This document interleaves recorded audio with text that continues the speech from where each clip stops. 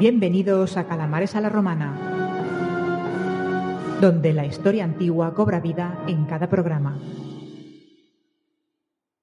Salhuete, calamares, bienvenidos a una nueva entrega, a un nuevo programa, un programa totalmente improvisado de estos que hago asaltando, como ya sabéis, a Ángel. Le he fastidiado la siesta, que es mi especialidad, es que disfruto muchísimo haciéndolo, porque como últimamente yo no duermo demasiado, claro, es lo que tiene tener un bebé, pues digo, pues si yo no puedo dormir, pues voy a joder a Ángel un rato. Sí, y lo haces muy bien, ¿eh? Es una cosa que tienes muy optimizada. De todas maneras, yo como soy gato viejo, quizás lo adiviné y me he podido dormir antes. Solamente he podido dormir 2 horas y media. Uf. Me faltaba media Pues la horita. mitad de lo que he dormido yo en toda la noche, o sea que imagínate, afortunado que eres. Y afortunado, y hablando de afortunados, antes de entrar en materia, pues si te parece vamos a hacer un sorteo que teníamos pendiente del programa que hicimos con Dracoideas, con Luis de Dracoideas, del juego aquel que hicimos sobre Onus, Onus Trayanos, y que dijimos, quedamos que haríamos un sorteo sobre tetrarquía, ¿vale? Y hemos tenido margen, hemos tenido casi 2 meses para que la gente participara, o sea que yo creo que ahora ya estamos en disposición de hacerlo y Luis está esperando que le enviemos el nombre del ganador. ¿Y qué te parece si lo hacemos ahora? Pues vamos a hacer sorteo. Hemos mirado a las personas que contestaron, como dijimos, en YouTube y en iVoox. Así que son 7 personas, así que las vamos a sortear. La mano inocente de la inteligencia artificial de Google, cada uno que vea como lo vea, y voy a preguntarle. Son 7. Hey Google, un número entre el 1 y el 7.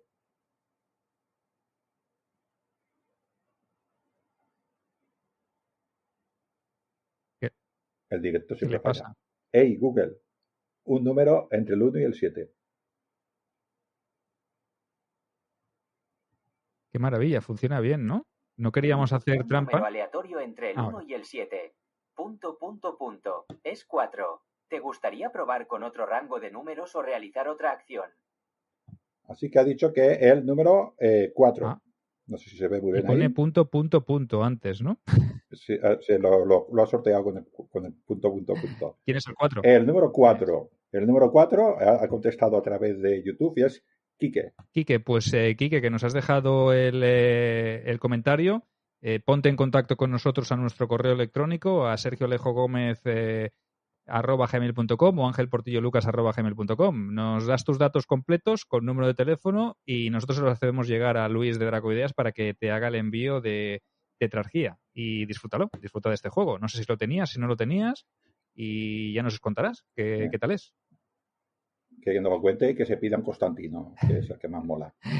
Bueno, y hecho este sorteo que teníamos pendiente, anunciaros también que tenéis disponible nuestra tienda de camisetas. Recordad, calamares, queréis ser calamares, queréis tener muchos más diseños de Benny Bidi Vicky, de el Coliseo, incluso de estampaciones del antiguo Egipto, de la antigua Grecia, de divinidades, de cosas más mundanas.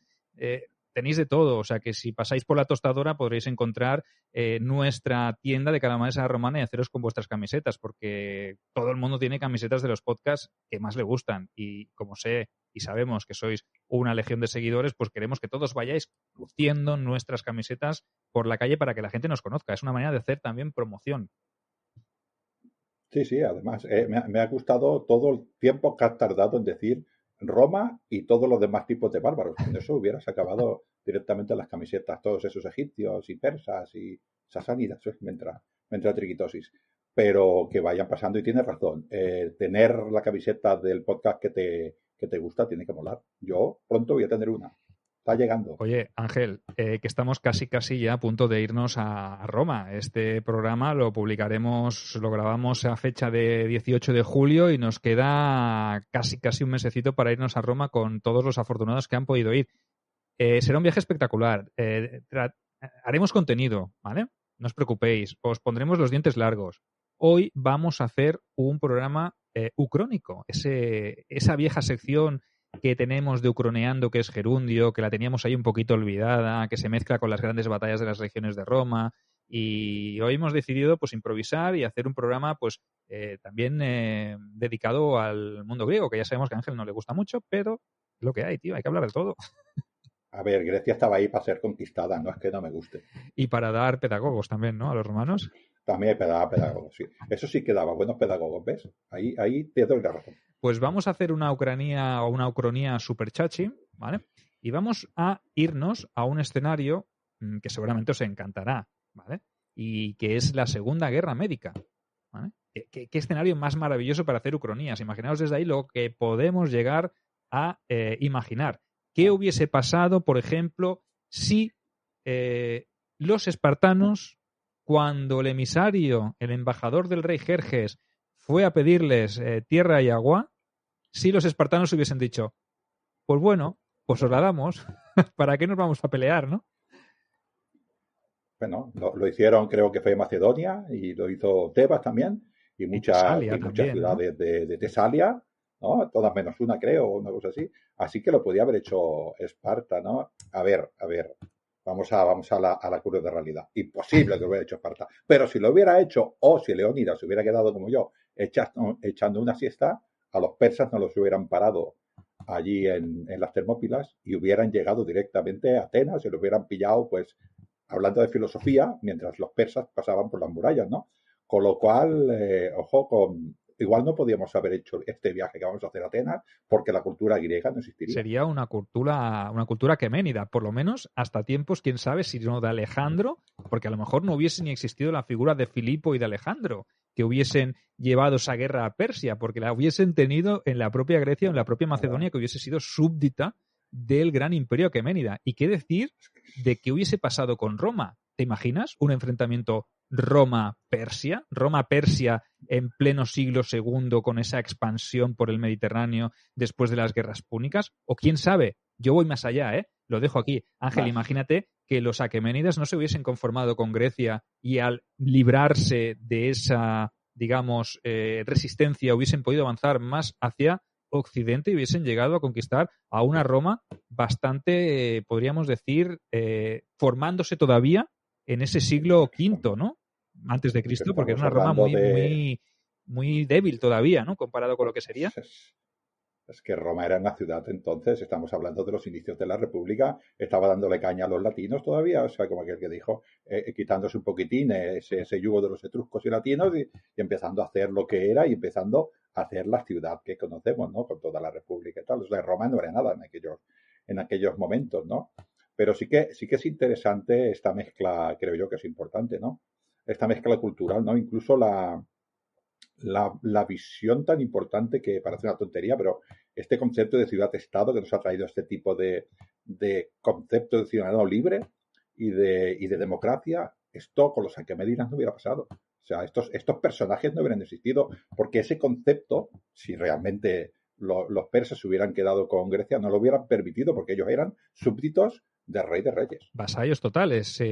Hacían la prosquinesis, esa que se arrodillaban ante su señor y no le miraban a los ojos mientras entraba el gran rey, el rey de reyes, el gran monarca, emperador podríamos llamar, porque era un emperador, era un rey de reyes, o sea, tenía reyes, pero él mandaba por encima de todos, ¿no? Pues imaginaos la democracia primigenia de ciudades como Atenas, hubiese sido totalmente aplastada, como se había hecho, como los propios aquemenides habían hecho en la propia Jonia, cuando se produjo esa revuelta de las ciudades jonias previa a la Primera Guerra Médica. Recuerda, Ángel, que se alzaron contra el poder persa y también fueron sometidos. Ciudades como Mileto, como Éfeso, como Pérgamo, muchas grandes ciudades que se habían sumado a esa causa de intentar sacudirse el yugo persa, fueron sometidas y controladas por el gran rey de reyes. Pues lo mismo hubiese ocurrido con Atenas o con Esparta, que Tebas, Corinto, todas esas ciudades que al final pelearon un poco por su libertad, ¿no? O por no ser sometidas a lo que sus hermanos del otro lado del Egeo sí que estaban sufriendo. Sí, ya sabes que yo no soy muy conocedor de toda esta cultura, pero la jónica fue, dijéramos, la primera explosión cultural que tuvo lo que nosotros llamamos Grecia. La jónica es Turquía. Y esta explosión cultural, como Tales y compañía, fue pasando luego a Atenas. Esto no hubiera sucedido, porque creo que Aristóteles desde 100 y pico de años después, ¿no? Y todo este apogeo que tenían los jónicos desapareció una vez que llegaron los aqueménidas, porque como dices, tenía otra manera de ver el mundo, ¿no? No quiere decir que no fuera una cultura rica, ¿no? Pero veía el mundo de otra manera. Claro. Pero vayamos más al detalle, ¿no? Tú imagínate ahora que los atenienses vencieron en la primera batalla, en la batalla más decisiva de la Primera Guerra Médica, en la llanura de Maratón, en el 490 a.C., con el gran Milcíades ahí como estrategoi, ¿no? Como el gran artífice, ¿no? Y nos plantamos en la Segunda Guerra Médica 10 años después, cuando el hijo de Darío, en este caso Jerjes, desplaza ese gran ejército que cruza el Helesponto con el pontón de barcazas y todo el rollo que hablaban las fuentes, ya decimos cuando hablábamos sobre este tema, más de 1 millón de hombres, ¿no? En esas fuentes. O más. Que decía Heródoto, ¿no? Por ejemplo.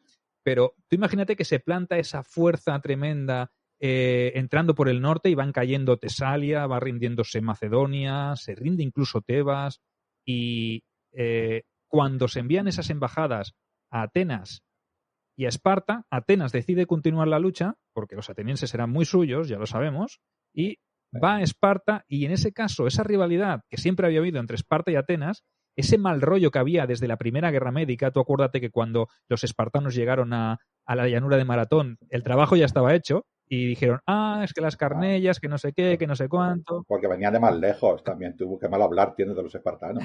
Pero tú imagínate que cuando llegan allí, dicen los espartanos, hombre, pues si nos unimos a este gran imperio y nos colocan en una posición preponderante, porque al final Jerjes lo que les ofreció a los espartanos es un trato diferencial respecto a las otras ciudades que querían someter o que se tenían que rendir ante él, que luego a lo mejor no ocurre, porque al final cuando aceptan el trato luego la historia cambia, ¿no?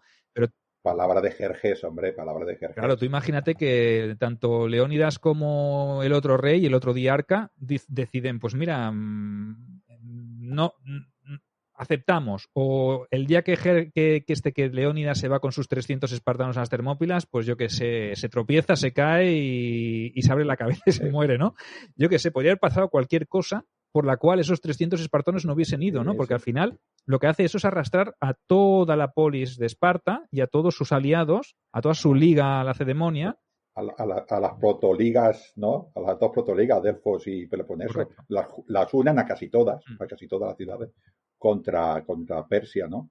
Es verdad, sí, es que no sé qué hubiera hecho Atenas, se hubiera tenido que rendir a las fuerzas. No habría habido suficientemente fuerza, por mucho que hubiese, incluso a lo mejor no se hubiesen podido escoger ni las Termópilas, o no se hubiesen podido defender las Termópilas sin tantos hombres, ¿no? Porque al final sí que es un paso angosto, sí que sirvió para retrasar un poco el tema, pero quizá sin el arrojo y el valor de los 300 espartanos que estuvieron allí y el planteamiento que hizo el rey Leónidas, los atenienses y todos sus aliados lo hubiesen tenido mucho más complicado, ¿no? Sí, hombre, estamos con Salamina, creo yo, esa batalla tan importante, y luego yo creo que lo que paró realmente a los persas fue el istmo de Corintio, que allí los pararon, pero allí hubo un montón de ejército griego parando a todos estos persas, ¿no? Y a partir de ahí, pues al cabo de los años, pues luego se fue reconquistando de una manera a Grecia, ¿no? Pero esto no hubiera sucedido. O sea, los persas hubieran llegado hasta... Bueno, es que hubiera quedado Atenas, porque la Liga del Peloponeso hubiera seguido a Esparta, la otra ciudad importante de la zona, creo yo que era Tebas, ya estaba a favor, o como mínimo, no te diría aliado, pero decía, yo no quiero mirar. ¿Y qué hubiera pasado con Aristóteles y esta gente? Es que no hubiera habido guerra, ¿eh? No habría habido tampoco. Es que me cuesta imaginar, porque claro, nos ha impregnado tanto a esta pseudodemocracia o esta protodemocracia griega, todo esto no hubiera existido. Es que no habría habido, ¿Cómo echamos a no habría habido quizá ni las guerras del Peloponeso, porque como todos hubiesen estado... Y Genofonte, eso no puede ser. Bajo el yugo del gran rey de reyes, la satrapía de Grecia. Mandado por Leónidas. Imagínate. Ríete de los 300 tiranos estos. Correcto. Ríete tú eso de... A lo mejor Atenas le hubiese ido bien. Y quién sabe, Ángel, ahora voy a hacer una cosa que a lo mejor dices, pero ¿qué estás haciendo? No te flipes. Digo, ¿y si la cultura griega hubiese florecido bajo el amparo del mecenazgo del propio rey Aquemenide? Porque la cultura la corte persa, yo pienso que también era una cosa importante. Se hubiese dejado manga ancha también a la filosofía, porque las ciudades jonias, en cierto punto, gozaban de cierta libertad mientras pagaran sus impuestos y no se levantaran en armas.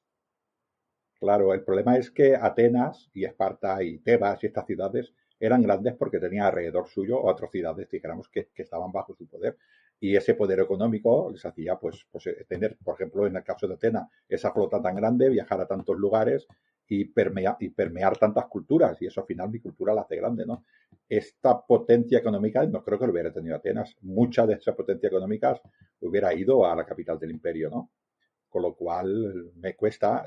Igual lo que es la cultura que no se hubiera metido mucho bueno, en este caso los medas, que eran los que la tribu persa que mandaba en ese momento, ¿no? Porque ya eran así, los zapatas les daba igual, un poquitín, ¿no? Bueno, sí que es verdad, claro que pienso, tenían ¿qué tenía Zaraustra? ¿Qué tenían cuidado con esto? Que igual también... El zoroastrismo, claro, era otro tipo claro, de... igual lo impone Ahura también, Mazda, ¿no? y toda esta religión, ¿no? Que al final, pues, se podía haber impuesto sobre... Pero yo pienso que también hubiesen respetado los dioses griegos, porque al final, ¿Sí? En las ciudades jonias, hasta que se deciden alzarse un poco antes de la Primera Guerra Médica, quizá tiradas un poco por Atenas, ¿no? Por esa mano de Atenas, ¿no? Tampoco estaban tan mal. Sí que estaban mal porque al final eran ciudades comerciantes, navegantes, que al final los persas favorecieron más a los fenicios, ¿no? Y ahí hubo esa eterna rivalidad. Fue un tema más bien económico, pero tampoco vivían tan mal bajo el yugo persa, sino acuérdate tú cuando Alejandro va a Asia, cómo Memnon y todos los mercenarios griegos, muchas ciudades jonias, plantan cara, se atrincheran y están al lado de los persas, ¿no? Al final, tampoco estarían tan mal. ¿Y si eso hubiese pasado previamente? Es que, claro... Alejandro era un bárbaro comparado con un griego, ¿eh? A ver, vamos a... No, que a veces Macedonia tiene una potencia militar enorme, pero la riqueza cultural, dijéramos, que tiene Atenas no puede ser. Vuelvo a repetir lo mismo. Sí que le dejaría, supongo, comercial, porque ya le interesaba también. Al final lo que quería todos los reyes de esa época eran que las ciudades funcionaran solas, que no dieran problemas, que fueran fieles y cuando el rey iba a una conquista o a una defensa o lo que fuera, que enviaran tropas. Si la ciudad lo hacía, pues tampoco necesitaba más, ¿no? Y si las élites locales apoyaban al rey, pues mejor para él, menos problemas tenía, ¿no? Pero yo creo que todo esto va mermando fuerza.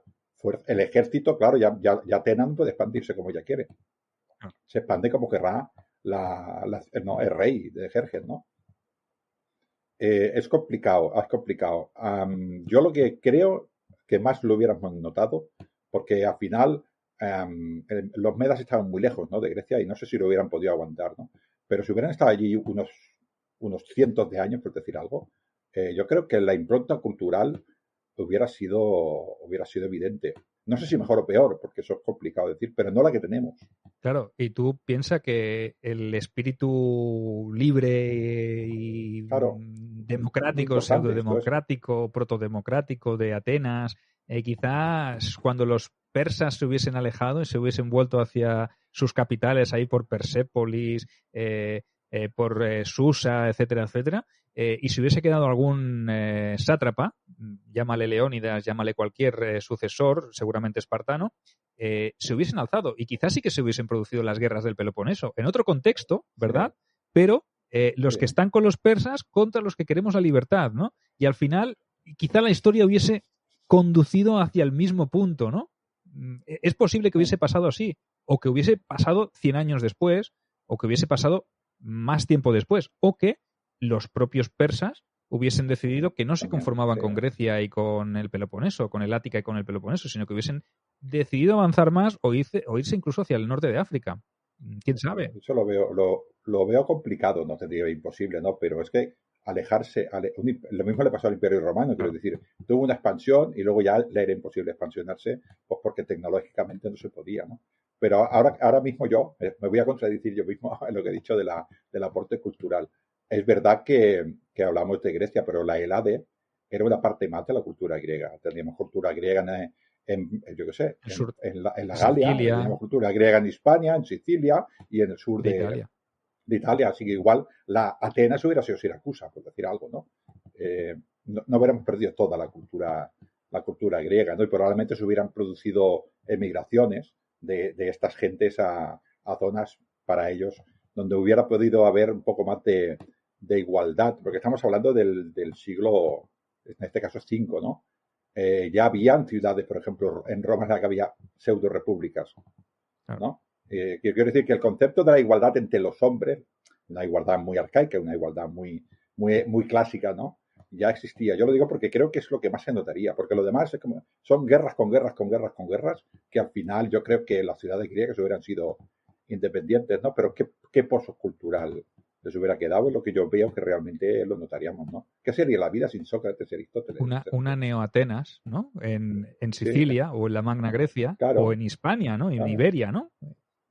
O Roma hubiera crecido antes, ¿eh? El imperio iba a empezar el siglo II antes de Cristo, porque que le quedaba, pues si no queda Macedonia, claro. Si no viene Pirro, no queda... ¿Hacia dónde se hubiese expandido también la República Romana después de Cartago? Si es que hubiese habido ese conflicto con Cartago, ¿no? O si no, los aqueménidas claro. se hubiesen aliado con los cartagineses o con los romanos. Vete tú a saber. Cartago. Hay tantos puntos. ¿Cómo habría cambiado toda la historia? Todo el devenir de lo que tendría que venir a continuación, ¿no? Podía haber habido infinidad de caminos, ¿no? Y nosotros os estamos aquí planteando más claro. dudas todavía, ¿no? Sí, otro tema sería este, que igual si los atenienses y los espartanos y los tebanos y los macedónicos y los de Tesalia dicen, pues oye, pues parece que nos va bien con este rey, vamos a formar parte de su ejército y nos expandimos hacia Occidente y nos conquistan los griegos a nosotros, claro. Que también podría haber pasado. Sí. Y estos tecnológicamente eran buenos. No, correcto. Y al final se trata un poco de eso, ¿no? Si es que después, siglos después, o pocos siglos después, la expansión del Imperio Aqueménida llegaría incluso hasta Egipto, ¿no? Y habría dinastías aqueménidas que gobernarían Egipto, ¿no? Delegando o relegando a un segundo plano a los viejos faraones ya bastante decadentes respecto a las grandes dinastías, pero cuando Alejandro llegó a Alejandría, o bueno, a lo que era el delta del Nilo y fundó su ciudad allí, lo que tuvo que hacer es enfrentarse a los sátrapas o los gobernantes que servían al rey Darío III, ¿no? Entonces, realmente, si pudo llegar hasta Egipto, si no hubiese estado Alejandro y hubiese habido el favor o la alianza con las ciudades griegas, a lo mejor esa expansión por el norte de África hubiese llegado hasta Cartago. Es que podría haber sido cualquier futuro, ¿no? Y sobre todo, lo que es interesante es que no solo nos quedemos con lo que nosotros ucroneamos, sino que también nos gusta escuchar vuestras opiniones, claro. Que eso es importante. Es decir, que reflexionen también, por ejemplo, lo que has dicho tú antes de que favoreció a ciudades fenicias. Los fenicios eran la potencia económica del Mediterráneo y estaban bajo el yugo, bajo el amparo, llámalo como quieras, de los persas, ¿no? Y las ciudades jónicas quizás no eran tan favorecidas y por eso prosperó tanto el comercio de Atenas. Es que al final todo es una conquetación de cosas, ¿no? Pero que sí que había ciudades que prosperaban a favor de los persas, porque al fin y al cabo los persas lo que querían también era comerciar. La guerra no es buena para los negocios, lo que quieren es comerciar, ¿no? Y las ciudades fenicias, pues, luchó contra Alejandro Magno, pero estaba dentro de la órbita de los persas. Correcto. Y la flota tiria y la flota de Sidón y toda la flota fenicia en general componía la gran parte de la flota persa aqueménida, la que luchó en Salamina en el 480 contra Temístocles y la flota aliada de las ciudades griegas. Estaba compuesta en su gran mayoría por fenicios y griegos. Acuérdate de la gran almirante Artemisia. O sea, sí. Esa mujer fue la lugarteniente, la jefa de la flota de invasión. Una mujer. Estamos hablando de algo inaudito, pues era una griega de Jonia, ¿vale? Casada con un hombre poderoso, pero que se había erigido en la persona más influyente. Y esa flota prácticamente no era persa, era de todas las ciudades sometidas y mayormente de fenicios y de griegos, de Jonia. O sea que, imaginaos, ¿no? Es una visión del mundo que cuesta desaprender, ¿no? Porque sí que es cierto que muchas veces somos europocentristas o romanocentristas, griegocentristas, para que nos entendamos, ¿no? Y quizás no somos capaces de ver que en una cultura como la persa, que en la historia empezó en Sumer, y estos bebían de esta cultura muy anterior, ¿no? Con lo cual también sería una cultura muy rica, ¿no? Lo que pasa es que no nos ha llegado, porque a nosotros nos ha llegado esta y pensamos que es buena, ¿no? Pero una mezcla más potente, porque mezcla habría, porque es imposible que los griegos, ¿no? La cultura que nosotros llamamos griega, no estuviera influenciada por la egipcia y por la persa. Pues seguro que está influenciada, pero estaría mucho más influenciada por la persa, ¿no? ¿Qué sería ahora de nosotros? ¿Quiénes seríamos? Dejamos ahí la duda para cerrar un poco el programa de hoy, que ha sido breve pero intenso y yo creo que invita a la reflexión. ¿Qué clase de...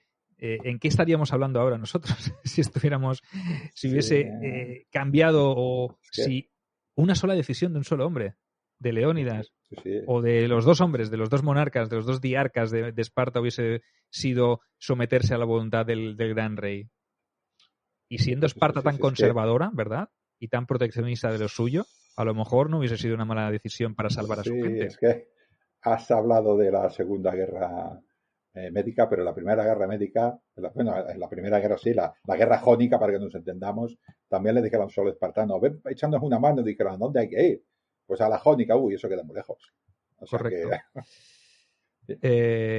Podríamos hacer otro escenario con la Primera Guerra Médica, con la Revuelta Jonia, como dice Ángel, pero yo creo que esta segunda como que es más mítica, ¿no? Como puede ser un punto de quiebro, porque las intenciones de todas las ciudades griegas y macedonias que se habían ido sometiendo, pues ya pintaba un escenario bastante oscuro. O sea que al final nos damos cuenta de que una sola decisión podría haber cambiado el curso de la historia, ¿no? Os lo hemos intentado plantear de esta manera, pero oye, estamos abiertos a que nos digáis, no, pues que esto era imposible porque tal. Ya sabemos que muchas cosas son imposibles, pero esto es un ejercicio de imaginación. Realmente cuando hacemos una cronía de este tipo, ya sabemos que hay cosas que son impensables o que no podrían haberse llevado a cabo en ningún... Sergio, que Leónidas va hacia el norte y se come un cacahuete y se asfixia. Correcto. Un cacahuete anacrónico. Y dicen los demás, ¿y ahora qué hacemos, no? Pues nos volvemos a Esparta, ¿no? Volvemos a casa, ¿no? Y nos vamos de la guerra.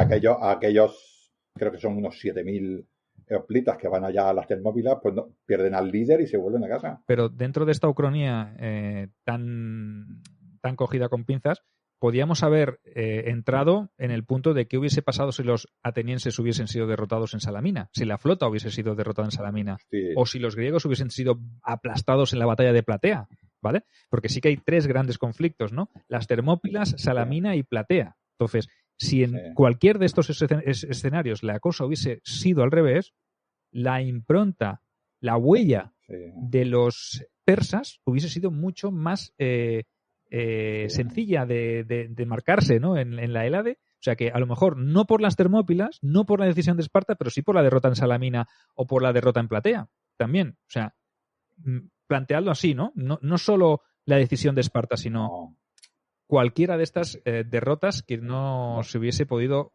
convertir en victoria por parte de la Liga de la Hélade, ¿no? O sea, imaginaos.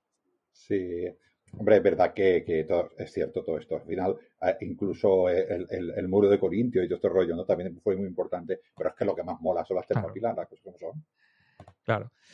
Bueno, hasta aquí la ucronía de hoy. Volveremos con más ucronías, volveremos con más historias, pero sobre todo suscribiros a nuestros canales, ¿no? Que eso es lo más importante. Yo voy a decirle un poquitín de futuro porque soy augur ahora, últimamente soy augur. Sergio se despertará un día porque el niño pues, quiere comer y tal, y sobre las 2 de la tarde me dirá, Ángel, levántate de la siesta que quiero grabar otra cosa. Esto va a ir así. Es imprevisible, pero pasará. Mira, el oráculo de Delfos. Aquí lo tenemos. Sí, Apolo. ¿Lo has consultado el oráculo de Delfos igual que lo hicieron los persas, no? Que lo manipularon un poquito para que dijera lo que ellos querían, ¿no? El oráculo ha dicho que tal que os vamos a conquistar. Pues no, pues os jodéis. En persa. Lo dijo en persa. Lo que pasa es que la traducción falló y dijo vais a ser vencidos y derrotados en Salamina y en Platea. Y ellos lo entendieron al revés, ¿verdad? Por el intérprete que no...